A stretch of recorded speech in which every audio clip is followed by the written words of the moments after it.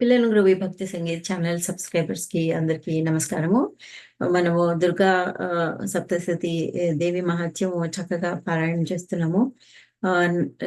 దశమ స్కందము శుంభవధ. ప్రాణ సమానుడైన నిశుంభ సోదరుని పోగొట్టుకున్న శుంభదానవుడు క్రోధంతో దుర్గా బల గర్వంతో అనేక మంది దివ్య శక్తులను అండగా చేసుకుని అహంకరిస్తున్నావు అన్నాడు. ఓరి దురాత్మ శుంభాసుర, ఈ విశ్వంలో నేను వినా ఎవరూ లేరురా, సావధానంగా తిలకించు.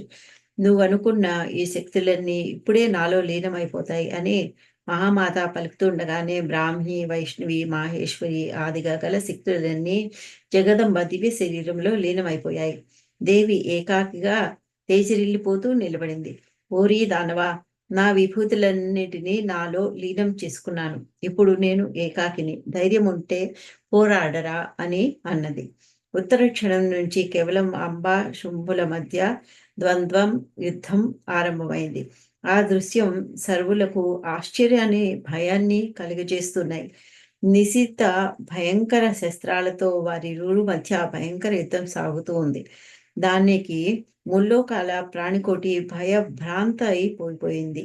అంబ ప్రయోగించిన సమస్త దివ్యాస్త్రాలను శుంభుడు ప్రత్యస్త్రాలతో మార్గ మధ్యంలోనే ఖండం చేస్తున్నాడు.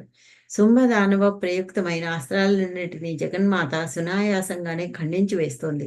ఆ తర్వాత రాక్షసరాజు శక్తి అస్త్రాన్ని ధరించాడు. శ్రీ మహాదేవి ఆ శక్తిని చక్రాయుధంతో వాని చేతిలో ఉండగానే విచ్ఛిన్నం చేసింది. తక్షణం వాడు డాల్కత్తులను ధరించగా చండికాదేవి నిశిత శర ప్రయోగంతో తేజోమయమైన వాని డాల్కత్తులను కూడా ముక్కలు చేసింది. రథాశ్వరాధుడు ఖడ్గాద్యాది ఆయుధాలను కోల్పోయిన ఆ క్రూరుడు చండిక సంహారేచ్ఛతో ముద్గరాయుధాన్ని చేపున్నాడు. నిశిత శరంతో దేవి దానిని కూడా ఖండించింది. దానితో వాయువేగంతో అంబను సమీపించి ఆమె హృదయ స్థానంలో ముష్టి ప్రహారం చేశాడు.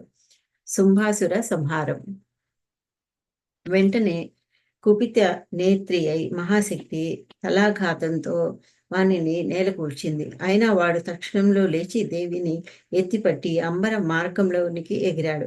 నిరాధార అయినా కూడా దేవి వానితో పోరాడుతూనే ఉంది.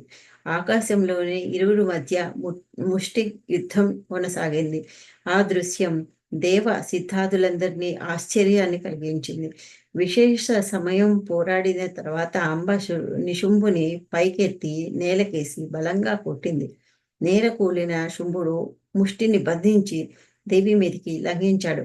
తనకు చాలా దగ్గరగా వచ్చిన శుంభాసురుని వక్షస్థలాన్ని మహాశక్తి శూలంతో చీల్చివేసి ప్రాణ శూన్యుణ్ణి చేసింది.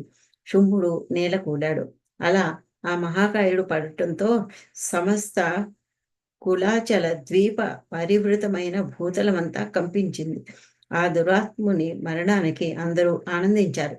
వికార రహితమై విశ్వం శాంతించగా ఆకాశం నిర్మలమైంది. మేఘాలు ఉల్కాపాత రహితాలై అరిష్ట సూచక భావాలను త్యజించాయి. దేవతల ముఖారవిందాలలో ఆనందం తాండవించింది.